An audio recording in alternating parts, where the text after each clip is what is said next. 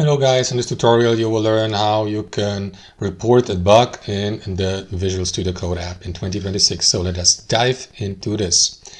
So guys, what you want to do is launch the Visual Studio Code app and then click into these three lines on the top left and navigate to help. Here you will see these options. So what you want to do is navigate to report issue.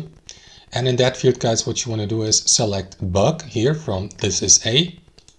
Then next select Visual Studio Code here, and then give the title, or give the bug a title. For example, I don't know, a workspace not loading, or I don't know, function or feature ABC and so on and so forth not working.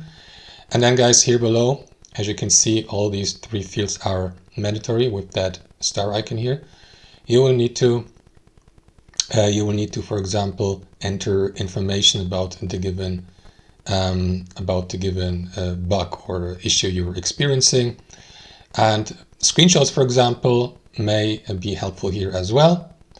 And this is optional, guys. Below you can, for example, enable attaching your system information, enabled extensions, and so on and so forth.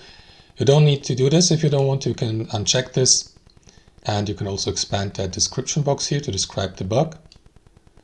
And once that's done, guys, you can issue that report via GitHub, so you'll need to be logged into your GitHub account. Or if you click into the drop-down menu, you may navigate to the preview and send the issue or request from there. And that's how it is, guys. That's how it works.